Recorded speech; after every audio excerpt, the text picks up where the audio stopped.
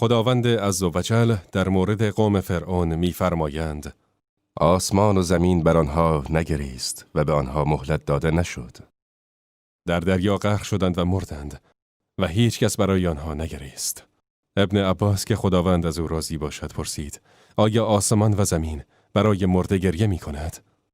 پیامبر فرمودند: هر مؤمنی برای نمازش جایگاهی دارد که به آن عادت کرده است. به عنوان مثال در خانه‌ات فقط در جایگاه خاصی عادت به نماز خواندن داری.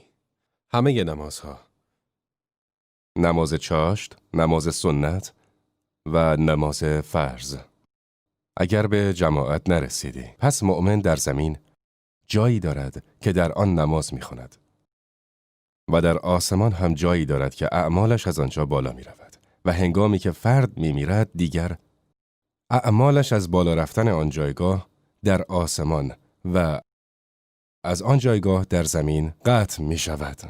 همچنین نماز خواندن به جایگاه هم قطع می‌شود.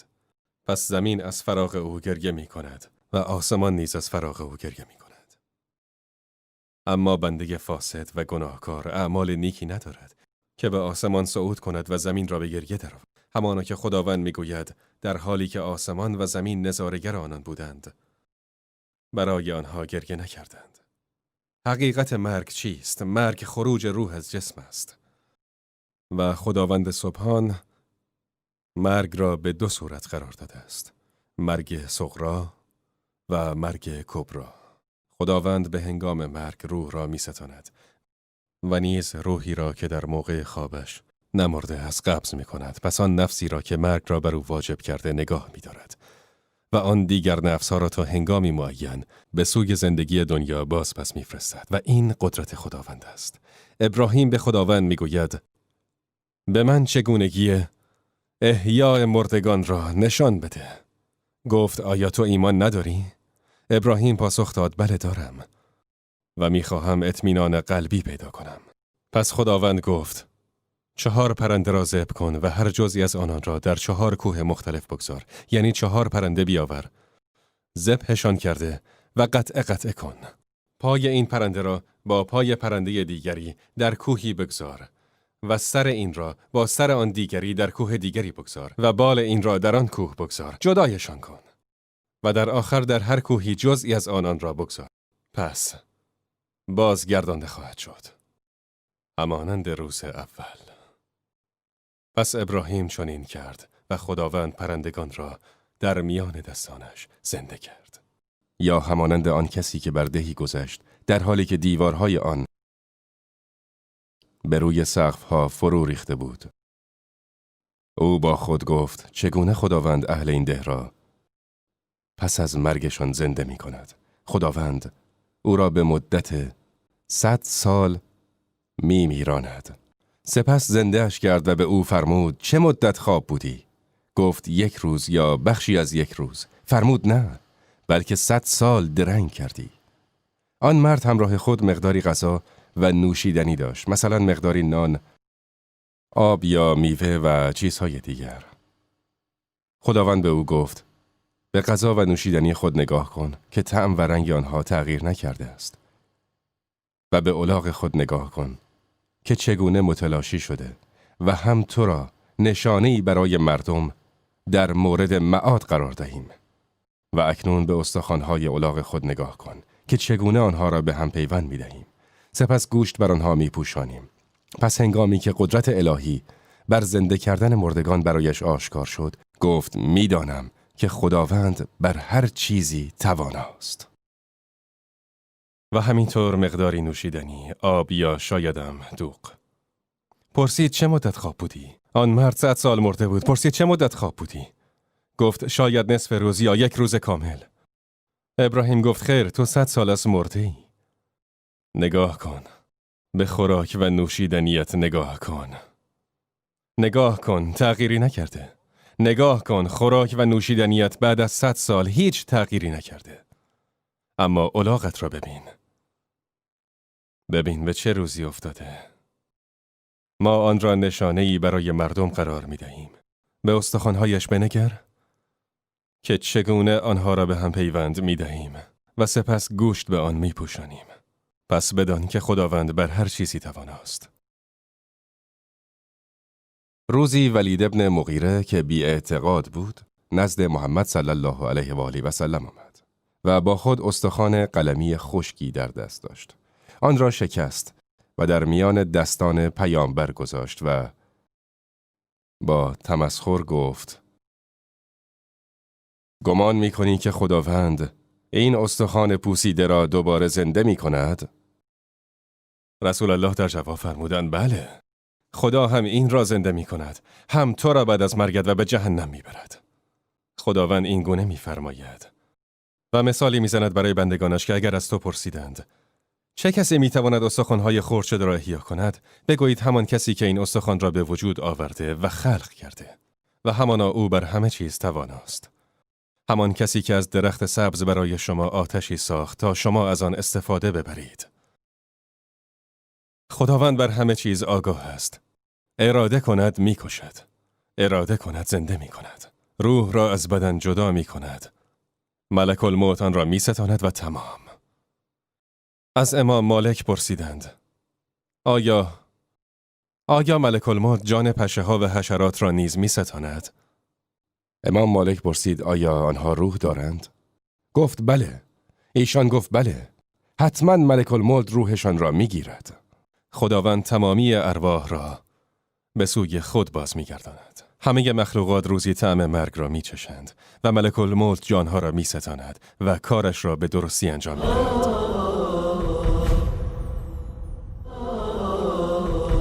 بحث این نیست که میمیری. بحث اینجاست که چگونه بمیری و حالت بعد از مرگ چگونه باشد.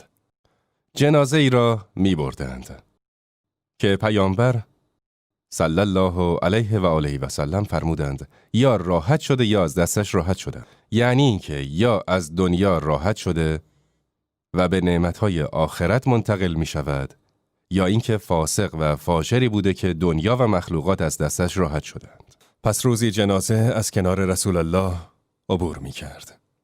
مردم در حال تعریف از او بودند. هر کسی چیزی می گفت. ماشاءالله فلانی حتی یک روز هم نمازش ترک نشد. دومی گفت ماشاءالله هر ماه کل قرآن را دوره می کرد. سومی گفت خدا خیرش بدهد، صدقه می داد و به فقیران کمک می کرد. چهارمی گفت مرد خیلی خوش اخلاقی بود. پنجمی گفت این مرد همیشه به پدر و مادرش نیکی میکرد. ششمی گفت خدا خیرش دهد، این مرد خیلی به یتیمان کمک میکرد. در محله ما به همه صدقه میداد ولی هیچ کس نمیدانست. هفتمی گفت به خدا قسم جز خیر از او ندیدیم. خلاصه همه از او تعریف و تمجید میکردند و به خصلت‌های خوب او اشاره میکردند. پس رسول الله با آرامش فرمودند ثابت شد. ثابت شد. بعد از مدتی جنازه دیگری را از کنارشان بردند. همه از او تعریف بد می کردند. می پرسیدند این جنازه کیست؟ گفتند جنازه فلانیه. آهان، همان که از فلانی پول گرفت و بهش پس نداد. دومی گفت اخلاق خیلی بدی داشت. سومی گفت با همسایه هایش بد بود. چهارمی گفت با پدر و مادرش خوب نبود و همینطور همه از او بد می گفتند. حتی یک نفر هم از او به نیکی یاد نکرد. همه صفاتش بد بود. با همسایه‌اش بد بود، با دوستانش، با خانواده‌اش، فامیلش، فرزندانش، همسرش، همه از او بد می‌گفتند. پس رسول الله فرمودند ثابت شد، ثابت شد. پرسیدند یا رسول الله منظورتان چیست؟ ایشان پاسخ دادند از جنازه اولی همگان تعریف خیر می‌کردید. پس بهشت بر او واجب شد. از او تعریف کردید، از نمازش، از عبادتش، از اخلاق نیکوی او، از صدقه دادنش و تلاوت قرآن او، این که با مردم چگونه رفتار می کرد. پس بهشت بر او واجب است. اما از دومی فقط تعریفای بد شنیدیم. همه از او بد می گفتند. از اخلاق بدش و خوردن اموال مردم به ناحق و تمامی گناهان دیگرش. همه از او تعریف بد کردند. پس جهنم بر او واجب است. و شماها شاهدان خداوند بر روی زمین هستید. این بدان معنا نیست که ما ریاکاری کنیم یا میان مردم ظاهرسازی کنیم. ولی خداوند سبحان و تعالی هر کسی را که بخواهد قبول می کند. رسول الله فرمودند اگر خداوند بنده ای را دوست بدارد جبرئیل را صدا می زند. می گوید ای جبرئیل این بنده محبوب من است، پس او را دوست بدار. پس جبرئیل او را دوست می دارد. سپس اهل آسمان را صدا می زنند. خداوند فلانی را دوست دارد، پس او را دوست بدارید. پس اهل آسمان او را دوست می‌دارند. تمام ملائکه، آنان که عبادت می‌کنند، آنهایی که در پیشگاه خداوند هستند و او را تسبیح می‌کنند و استغفار می‌کنند و او را دوست می‌دارند. سپس پذیرشش در زمین نازل می‌شود. چگونه به این مرحله رسید که خداوند او را دوست بدارد؟ مردم همه از او تعریف کنند، در قلب مردم باشد و او را ستایش کنند. چگونه؟ فقط با نزدیکی به خداوند متعال، با خشوع و خضوع در مقابل الله متعال، و این گونه خداوند وی را دوست می دارد. بیگمان کسانی که ایمان آوردند و کارهای شایسته انجام دادند، خداوند رحمان برای آنها محبتی در دلها قرار می دهد. رسول الله می فرمایند و اما اگر خداوند از بنده‌ای بدش بیاید، اعوذ بالله، جبرئیل را صدا می زند. پس می گوید ای جبرئیل، من از فلانی بدم می آید. پس جبرئیل نیز از او بدش می آید. سپس اهل آسمان را صدا می زند. ای اهل آسمان، خداوند از فلانی بدش می آید. پس مورد خشم اهل آسمان قرار می گیرد. ملائکه در روزها، قیامها، عبادات و ذکرهایشان از این بنده بدشان می آید. سپس خشم و بغض بر زمین نازل می شود. مردم از دیدنش اجتناب می کنند. از دیدنش دوری می کنند. از همنشینی با او دوری می کنند. حتی از حرف زدن با او دوری می کنند. هر کجا که او باشد به آنجا نمی روند. خشم و بغض بر زمین نازل می شود. چگونه محبوب باشد وقتی که از انجام هیچ گناهی دریغ نکرده، حق مردم را خورده، به مردم ظلم کرده، با پدر و مادرش بد رفتاری کرده؟ چطور محبوب باشد؟ برای همین اگر مردم او را ببینند یا اگر جنازه اش را ببینند، از دست او راحت می شوند. او را لعنت می کنند و از بدیهایش می گویند. بله، شماها شاهدان خداوند در زمین هستید.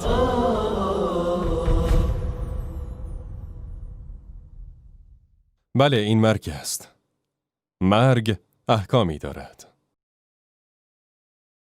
رسول الله می‌فرمایند هنگامی که نزد میتی می‌روید، از او به نیکی یاد کنید. زیرا ملائکه بر دعای شما آمین می‌گویند. اگر کسی از شدت گریه برای خودش یا همسرش و فرزندانش دعا کند که به او ملحق شود و یا قبل از او بمیرد و یا بعد از خانواده‌اش زندگی سعادتمندی نداشته باشد و امثال اینها، پس فرشتگان میگویند آمین آمین. هنگامی که پیش میتی رفتید، بالای سر او فقط دعای خیر کنید. زیرا ملائکه بر دعای شما آمین میگویند. تلقین کردن به میت امر رسول الله است. به آنها تلقین کنید لا اله الا الله. به آنها تلقین کنید که لا اله الا الله را بگویند. علما گفتند به صراحت به فرد محتضر نگویید که بگوید لا اله الا الله. او را تکان ندهید، چون میترسد و شوکه میشود. میگوید یعنی من میمیرم؟ احتمالاً کلمه را نگوید، اما اگر با آرامی و آرامش به او گفته شود، او هم کلمه لا اله الا الله را تکرار میکند. مثلا همه بگویند لا اله الا الله، اشهد ان لا اله الا الله، تا اینکه فرد بیمار آن را بشنود و تکرار کند. اما اگر متوجه نشد که مردم به خاطر وی این اذکار را میگویند که وی نیز تکرار کند، ایرادی ندارد که به وی به صورت ملایمی گفته شود فلانی بگو لا اله الا الله. به کسانی که در بستر مرگ هستند لا اله الا الله را تلقین کنید. پیامبر صلی الله علیه و آله و سلم می‌فرماید هر کس آخرین حرفش در دنیا لا اله الا الله باشد وارد بهشت می‌شود و به همین خاطر این آخرین صحبت خود ایشان بود و اصحابش را به گفتن آن ترغیب می‌کردند. بعضی از فقها گفتند که بهتر است فرد محتضر به طرف قبله قرار داده شود. هرچند ما هیچ دلیلی برای این کار نداریم، اما گفتند که اگر بتوانید بسترش را به سمت قبله قرار دهید، همان گونه که در نماز به سمت قبله نماز می‌خوانیم، اگر توانست ایستاده و اگر نتوانست به صورت نشسته و اگر نتوانست در حالت درازکش بر پهلوی راستش و رو به قبله نمازش را می‌خواند و اگر نتوانست بر پشت می‌خوابد و پاهایش به سمت قبله باشد که اگر یک مقداری سرش را بالا بیاورد صورتش به سمت قبله قرار بگیرد. مقداری سرش را بالا بیاورد صورتش به سمت قبله قرار گیرد. پس اگر بتواند بسترش را به گونه‌ای قرار دهند که پاهایش به طرف قبله باشد و نیز بتواند بنشیند، صورتش به طرف قبله باشد. کار پسندیده است. ناگفته نماند که این کار ضروری نیست و در سنت پیامبر صلی الله علیه و آله و سلم نیز هیچ فرموده صحیحی در این مورد نداریم. اما کعبه قبله ما در حالت حیات و مرگمان است و در قبر هم انسان به طرف قبله دفن می شود. به همین خاطر بعضی از علما گفتند فرد محتضر را هم به طرف قبله بنشانید خوب است تا اینکه روح از بدنش خارج شود. باز علما گفتند که دعای خیر کردن نزد فردی که در بستر مرگ است کار بسیار نیکویی است و اینکه وی را به خداوند خوش گمان می کنی. مثل ابن عباس که نزد عمر خداوند از او راضی باشد رفت. عمر در حال فراغ این دنیا بود. وقتی عمر چندین بار مورد ضرب و جرح قرار گرفت، ابن عباس نزد وی آمد و عمر می گفت به خدا قسم اگر به اندازه کره زمین ثروت داشتم آن را می دادم تا از سختی‌های وقوف در برابر خداوند رهایی یابم. ابن عباس فرمود ای امیرالمؤمنین، به خداوند سوگند که مسلمان شدنت به مثابه فتحی برای مسلمانان بود، چون مسلمانان با مسلمان شدنت قوی شدند. گفت اسلامت فتح بود و هجر کردنت نصرت خدا بود. من بارها از پیامبر صلی الله علیه و آله و سلم شنیدم که می‌فرمود من ابوبکر و عمر خارج شدیم، من ابوبکر و عمر آمدیم. ابن عباس گفت امیدوارم خداوند تو را با هر دو دوست خود جمع کند. بعد از اینکه عمر این جملات را از ابن عباس شنید گفت به خدا سوگند که آرامم کردی، یعنی خوشحالم کردی. به همین خاطر مستحب است که فرد محتضر را به خداوندش نیک گمان بگردانیم. مادری نزد فرزندش رفت در حالی که جان میداد. مادر شروع کرد به گریه و گفت مگر نگفتم این کارا نکن، خواهی مرد. تو را از این مرگ برحذر نداشتم. این مادر میبایست گمان فرزندش به خدا را خوب میکرد. پسر به مادرش گفت مادر جان اگر حساب و کتابم دست تو بود مرا چه کار میکردی؟ مادر گفت به تو رحم میکردم و گناهانت را میبخشیدم. پسر گفت مادر جان حسابم نزد مهربانتر از توست و داشت مادرش را دلداری میداد. به همین خاطر بهتر است ما فرد محتضر را دلداری بدهیم و حسن ظن به خدا در او ایجاد کنیم. مثلا بگوییم نزد خدای بخشنده و مهربان میروی. اگر آن فرد گفت من نمازهایم را خوب نمیخوانم و با پدر و مادرم مشکل داشتم، به او بگویید نگران نباش، خدا مهربان است و شکر خدا شما نمازخوان بودی و آن روز صدقه دادی و خوش اخلاق بودی. کاری کنیم به خدا حسن ظن پیدا کند. این کاری است که باید نزد فرد بیمار انجام داد. حال انسان هنگام مرگ چگونه خواهد بود و نشانه های آن چیست و هنگامی که فوت کرد اولین کاری که با او می شود چیست؟ لشیء مما ترى تبقى بشاشته يبقى الاله ويفنى المال والولد لم تغن عنه رمز يوما خزائنه والخلد قد حاولت عاد فما خلدوا أين الملوك التي كانت لعزتها من كل باب إليها وافد يفد انظر لمن ملك الدنيا بأجمعها هل راح منها بغير القطن والكفن لا شيء مما ترى تبقى بشاشته يبقى الإله ويفنى المال والولد لم تغن عنه رمز يوما خزائن